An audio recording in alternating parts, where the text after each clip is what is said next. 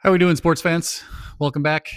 Just thought I'd keep this one short and sweet today, but just putting a little bit of a bow on the whole discussion about the World Games and how things went.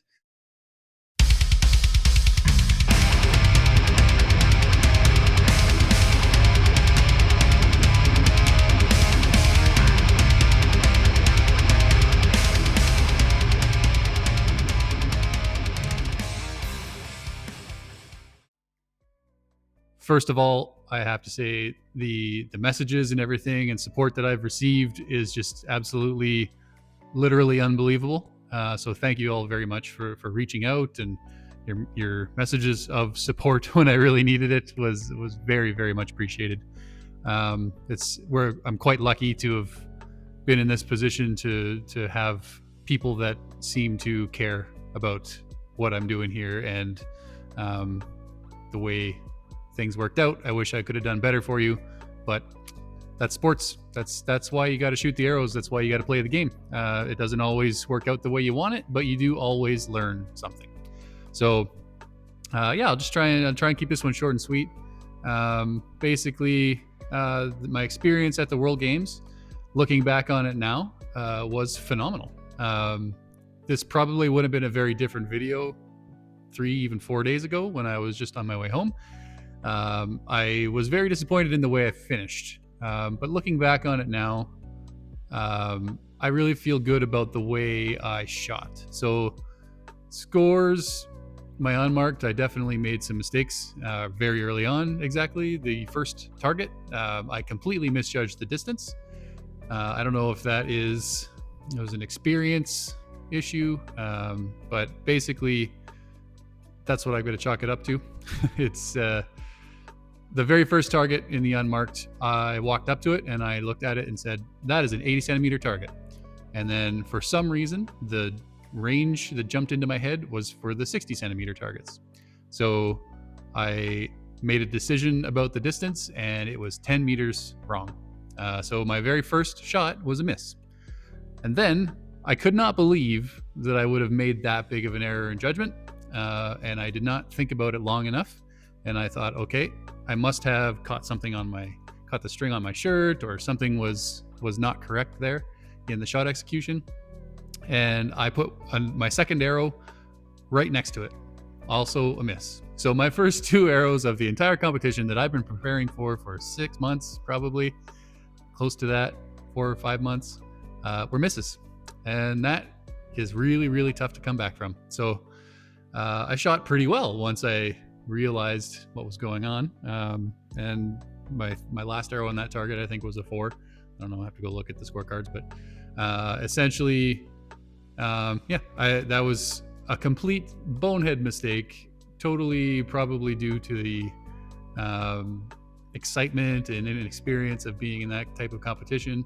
And I just wasn't thinking clearly and paid for it. So my unmarked portion, I ended up qualifying 12th, which was not where I wanted.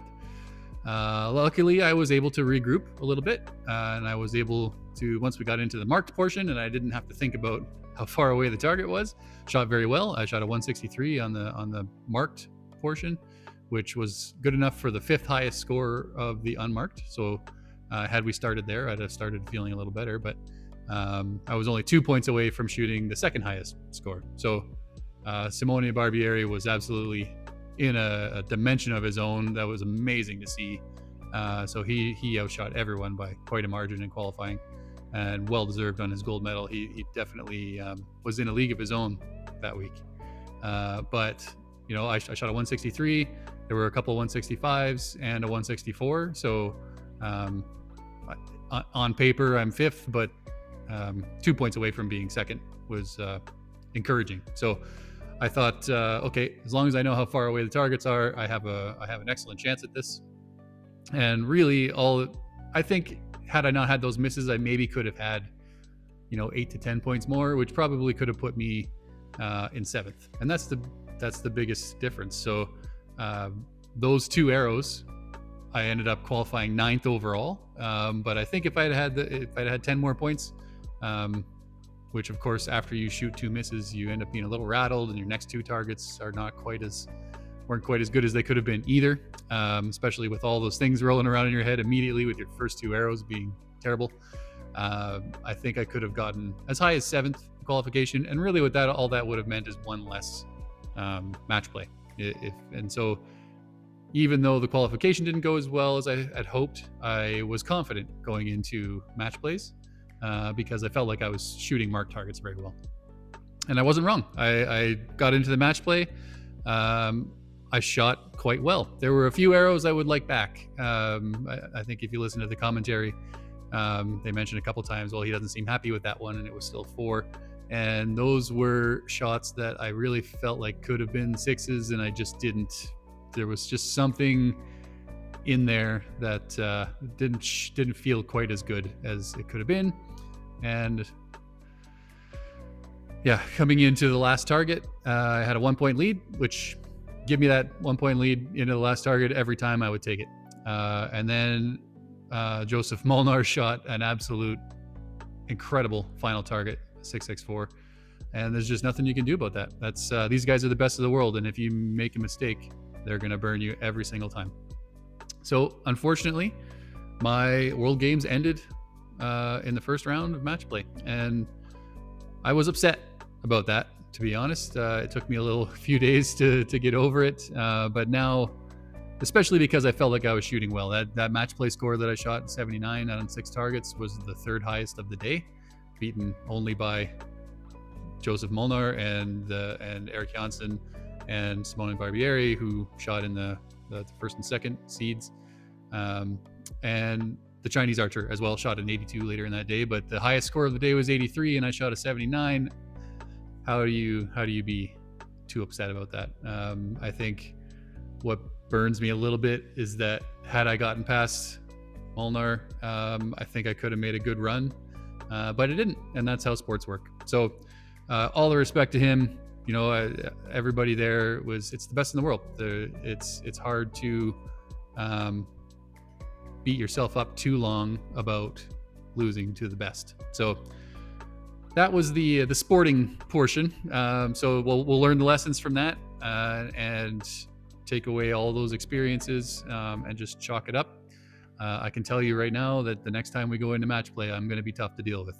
This is going to be a massive, massive motivator for me to work on certain things that I watched, all week. I got to spend. That's the best thing about these games, is that you get to spend the whole week with the best in the world, and there's no way you don't pick up their habits. I definitely saw some things that other people were doing that I thought that's how you have to prepare. That's the way you have to work hard for these games, and that is their experience, and that I just didn't have yet. And they knew what to do, and now I know what to do. So from the game side of it, the performance side of it, yeah, I'm very disappointed that I wasn't able to finish higher. I thought I could have made a good run, but invaluable experience. Absolutely learned a ton, and looking back on it now, I'm actually very happy that I got to go, that I got to be a part of that, and all it's going to do is make me a tougher competitor in the future. So congratulations to everyone, Simone, Simon, and Cesar for their podiums and their medals. Absolutely well deserved. Those guys shot amazing all week, and I hope to give you a better run in the future. Now from the games side, that was my first time in China, and absolutely what an incredibly well-run event. I obviously don't have a ton of international experience, but I have done a world championship that was run in my own country. I shot in the Lac La Biche World Championships, and going to Lancaster and things. So I've had the opportunity to see some world-class events and be a part of some world-class events. From a games perspective, it was amazingly well organized. From the minute you got off the plane, there were volunteers it seemed like every 10 feet there's a volunteer there asking, where are you an athlete, where do you need to go, what's your next place, and then they would immediately get you there, help point you in the right direction. So I never felt like I was wandering around trying to figure anything out. It was very, very well put together. So thank you. I know they're not going to watch this, but thank you to the people that organized the IWGA and the hosts especially. They were phenomenal. We as athletes, were well fed. The village was fantastic. It was a very large hotel essentially, and more than enough food and water available. Never felt like I was needed anything more. So congratulations to them for an incredibly well-run games, and I'm so happy that I got to be part of that. The really interesting thing with being there was the weather. I don't know if it really came across in any of the coverage, but I have never experienced heat and humidity like that. I was literally on the course, and this is probably has a lot to do with why the scores weren't that incredible. If you look at what these guys are capable of scoring, we were low, everybody across the board. And I really believe that was because of the environment. Well, except Barbieri, he shot, again, he's in another dimension. But the rest of us, I don't think there was anybody there that was happy with their qualifying score except for Barbieri. So it was 35 plus Celsius every day, crazy humid, thunderstorms in the middle of the day every day. It was literally the most I have ever sweat in my entire life. You just had to be okay with immediately leaving the hotel and immediately being soaked through, like I could almost wring out my shirt in 20 minutes. So definitely a curveball that I kind of expected, because they told all the weather reports that I saw, definitely pointed in that direction. There was not a surprise that it was hot and humid, but it's different when you're in it. And when you're on the course, and I would go and knock an arrow, and I'd get my crawl, and if I tipped my head forward just a little bit too much, it would be almost as if someone had poured a bucket of water over my head, and the sweat would come down, and actually a couple occasions filled my sunglasses with sweat. So I had to stop, shake out my glasses, shake my head, and use my towel to wipe this to dry off. And so not everybody was suffering that way, but I am from moderate to cool climate where more than half the year is probably zero or close to zero or below zero. So it was definitely difficult for me to deal with, but it was the same for everybody. And so it was really, really interesting to be able to go to the other side of the world and compete with the best. And dealing with it now, looking back on it, I'm starting to come around to taking the positives out of the experience. If I'm looking for positives, I won nationals this year, so national champion in field. That's a great thing. And actually looking through my competitive year, the World Games is the first time I've finished lower than second place. And I've actually had more firsts than seconds this year for my entire 2025 competition year. So there's lots of great positives to take out, and it's just you want to do well on the big one, right? But it's really, a lot of people have said don't be so hard on yourself and things, and I appreciate that, but I think you don't get here without having a certain expectation of yourself. And I'm dealing with it healthily, I would think, but there is something to be said about holding yourself to a standard and expecting things to progress a certain way, but you can't let it ruin you, for sure. But it is definitely the mental side of this is the difficult thing, as we've talked about it in lots of videos, where I don't think I could have gotten to this stage of my archery career without expecting a certain level of competitiveness, of not necessarily the results, but moving into something, shooting the best I can and delivering the best performance. And I think if I'm happy enough with the way that I competed, then I can move on. The mistakes are what are moving around in my head right now, and I'm not beating myself up necessarily. I just, for someone to be really competitive, you kind of have to put yourself through it. You have to look back and you have to go through the hard parts, and you can't just let it go. If you just let it go, you didn't learn anything, in my opinion. And there's definitely lessons in there for me to learn, and I need to sit with it for a little while. What it's going to do is make me a better competitor. So I said I was going to keep it short and sweet, and then I keep rambling on. But overall, what a crazy awesome experience. Now I can look back at it with a good light. I've gone through it mentally and beat myself up enough where I will not forget those lessons.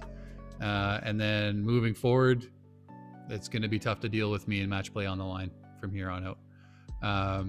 I can't thank everyone enough for the love and support. I'm absolutely looking forward to keeping this channel moving. I initially started it as kind of a way to keep myself accountable for preparation for the World Games. But what it's done is actually opened up tons of conversations with archers across the country and even the world. So moving forward with the channel, my goal will be to support the archery community with their questions. So lots of good conversations with people, at World Games, at nationals. We kind of, while we're waiting for rain delays and things, we end up sitting at the table and talking about what next videos can be, and lots of ideas from great archers across the country. So that's what we'll be doing. We'll be trying to put together things that people have questions on and don't necessarily have answers for yet. So yeah, the tricky part about the YouTube channel is trying to figure out what's not out there that should be. There are lots of great resources out there. I've used them lots. Kaminsky's channel, Push. There's, I'm missing a million of them, but those two in particular have been huge for me. And what can I provide that maybe those guys haven't yet? Not that they can't, but so let's try and figure out ways to make this a little different than everybody else. So that's what we're working on next. Hoping to bring you guys some more content in the pretty near future. Got a couple of videos planned to maybe film this week and hopefully edit and get out fairly soon. So again, thank you. Thanks for coming along for the ride. Where it's not over yet. The next, I'm going to take a couple of weeks of break here just to kind of mentally recover from all the preparation and catch up on all the things I needed to do around the house that I didn't do for the last 4 months. So once I get back at it, then we start setting up for indoor season. I've already got Lancaster 2026 on the radar. I've got reminders set for as soon as registration opens for that. That'll be the next big competition that I attend. Absolutely going to go try and run that back and see how well we can do this year. And then the next one after that is going to be Yankton.